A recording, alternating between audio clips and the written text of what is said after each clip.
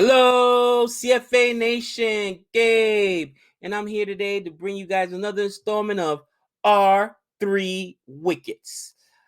Man, final game, India versus England, 2-1 victory for India. Congratulations, completing the whitewash, right? It was almost a robbery. It was almost blocked, honestly, by England, you know what I'm saying? And the efforts of one Sam Curran. Since I'm flying here solo today, I'm going to be taking both sides on, R3 Wickets. So I don't want to waste too much time. I want to right away jump into what I liked, because this match was amazing. I think this is the best ODI match I've watched, okay? Honestly. First and foremost, the first two games, the first one, India won quite easily. Second game, it felt like England won quite easily, but this one really came down to the wire, okay? Which is part of what made it good. Some of the performances were amazing. And I will say that here's the thing. First thing on the England side, what did I love? I love that Sam Curran stepped up and almost won this game. Almost won this game, took the team on his back. 95, not out. Okay, he was there standing till the last over. I'm still here. All right, let's go back a few. Let's go back a few weeks ago when one Sam Curran inexplicably was benched by England or not benched, but it was Jofra Archer and then Jordan. I just didn't understand what the mentality there was. All right. If anybody can explain, what were you thinking? It makes no sense to do that whatsoever. Now, you got to understand, people are going to say, well, Jofra Archer can handle the bat. So can Jordan. Yeah, they're bowlers that can rake. Sam Curran is a proper all-rounder. All right, this is what the guy could do. CSK has put him in positions to open before for CSK, and he succeeded. He's finished strong at the tail end. And what England doesn't see in Sam Curran that I see and that CSK sees, I don't know. But I'm so glad that Sam Curran went in today and put in work. Absolutely put in work.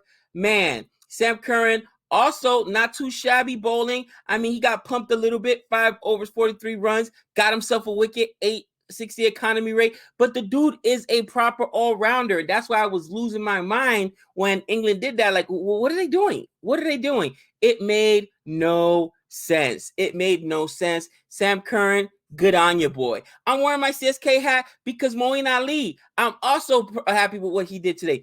29, on 25,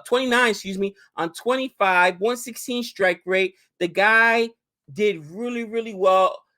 Again, also got a wicket, 7 overs, 39 runs, got himself a wicket. This is the Sam Curran. CSK was in full effect today, and I'm so happy about that, all right?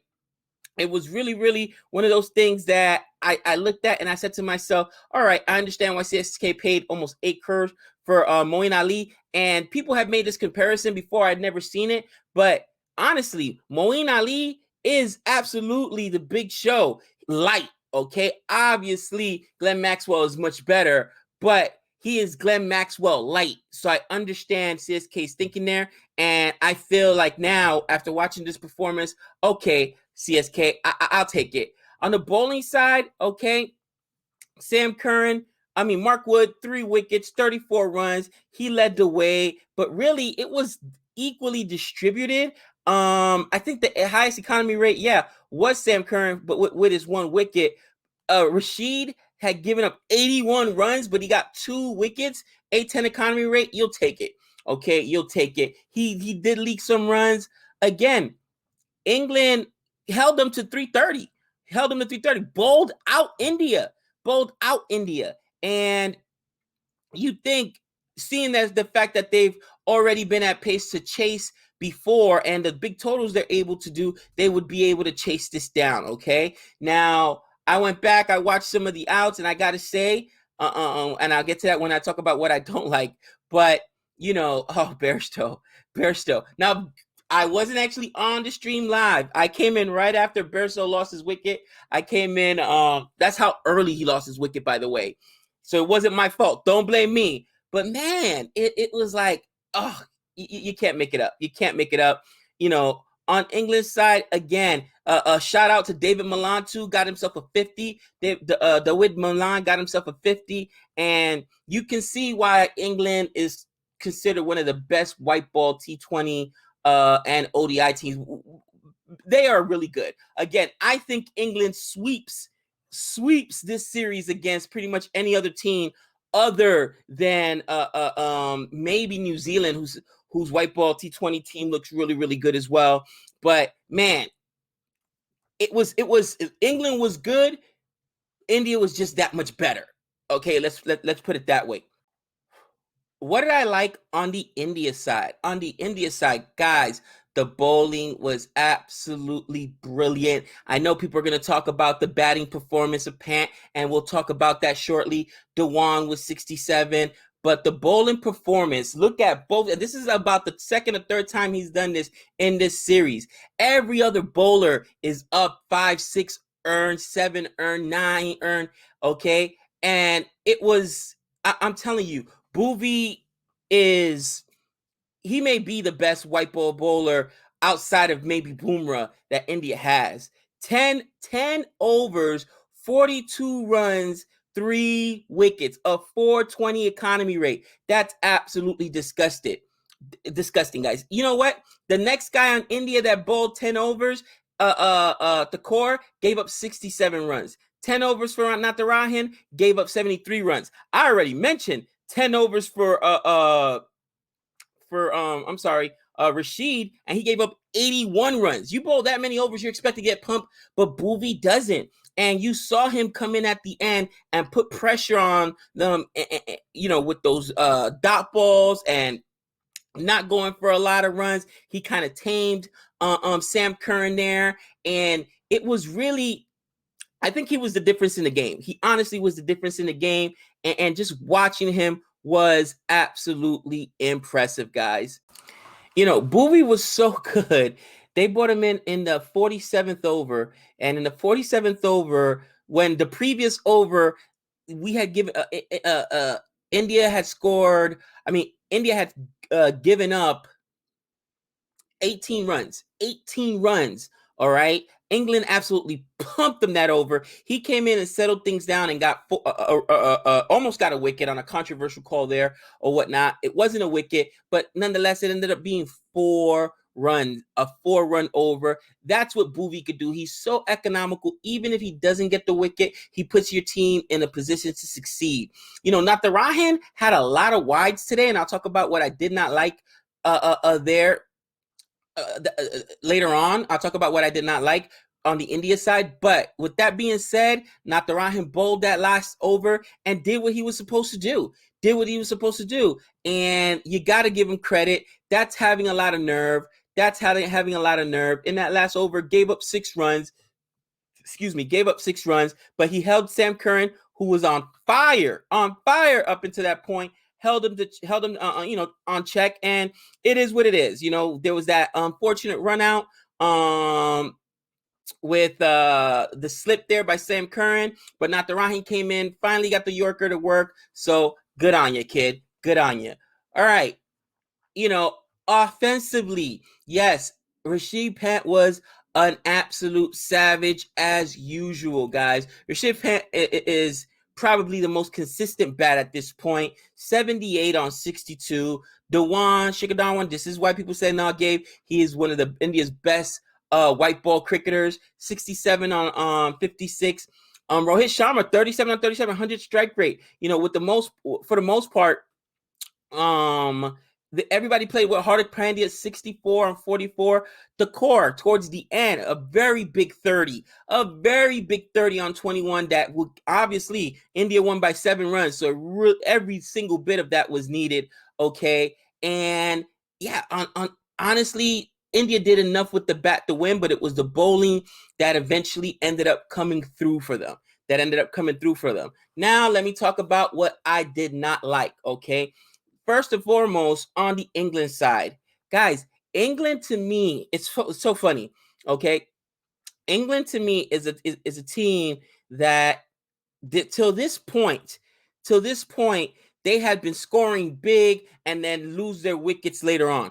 I don't know if it's because they lost wickets so early, but it was like they were taking their time. And maybe in their mind they thought we had enough time, but they were batting relatively slow. Now, granted, they lost Jason Roy in the very first over, even though it was an exciting first over. 14 balls. I went back and looked at it.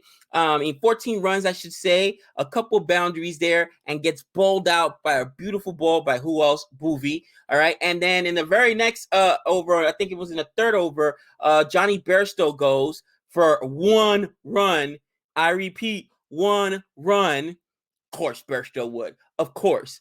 But I just felt like Ben Stokes, 35 on 39. That is not a Ben Stokes over. That is not a Ben Stokes innings. It felt like he had to play slower than he normally plays. He wasn't as aggressive. Even David Milan, who got his 50 on 50, 100 strike rate, that's not what England does. They go out there and smash the ball, put up a huge total. And I felt like they did not play their game today. They did not play their game. That's what I gotta say. I did not like. They batted relatively slow. On the bowling side, guys, again, I get it.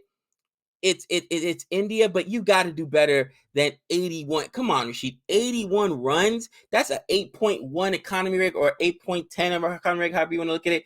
You know, it's brutal. It's absolutely brutal, and that's unacceptable. That is unacceptable there.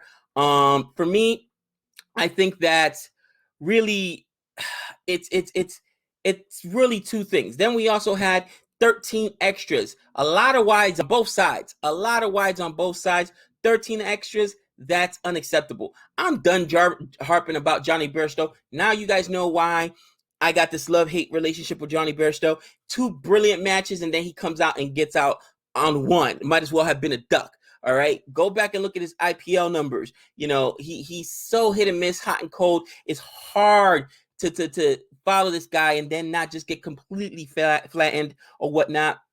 But for me, I think that it was the I don't know if losing Bairstow and Roy so early, you know, really changed the game plan, but I don't think England followed their game plan. All right. On the India side, what did I not like?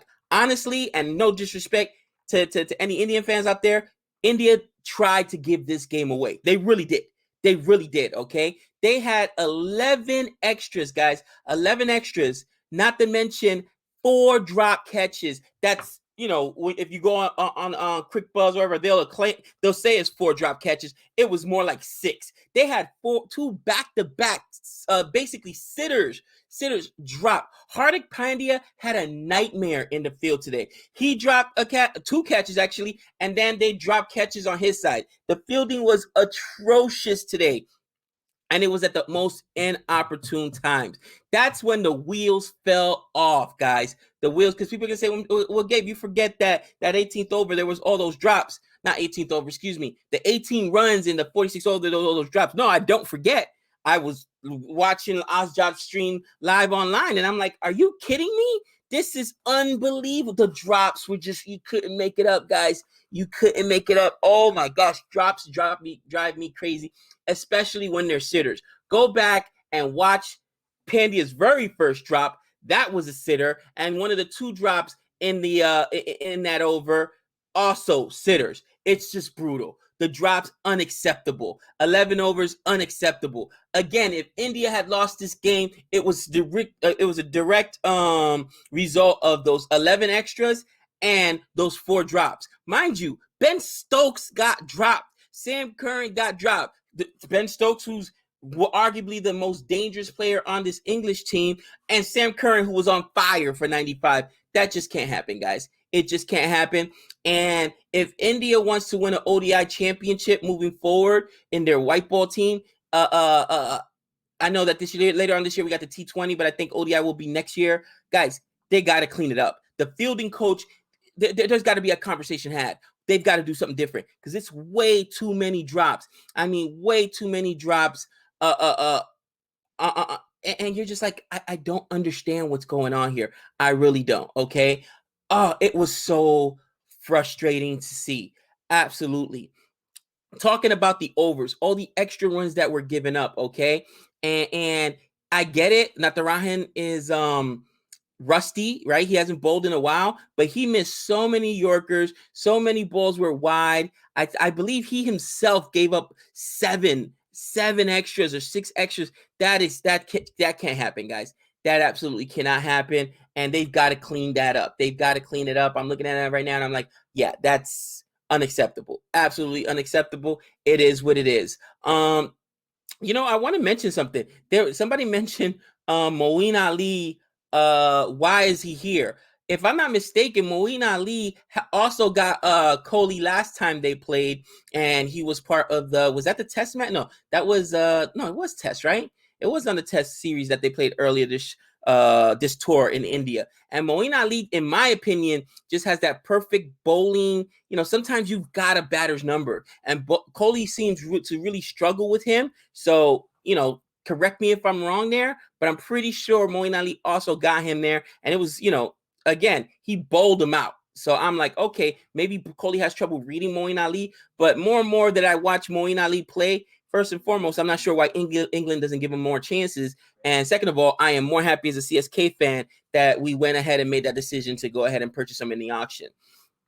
All right, guys. So for me, that is what I did not like on the India side. Way too many drops. Absolutely way too many drops. And that's unacceptable. The last thing, and I'm going to talk about, I'm just going to transition right now to what I learned. Teams have to be themselves. We had this conversation going into this, and I asked Anshad about it, and I'm like, bro, they say that India plays an old school style of ODI, right, where you build your innings. Well, in this game, you saw that India didn't do that. They were bowled out before. They didn't get to their 50 innings, okay? They came short, 7? I want to say no, it was like 8 because it was in 48th over. They got dismissed. That would have been 8 extra balls or something to that effect.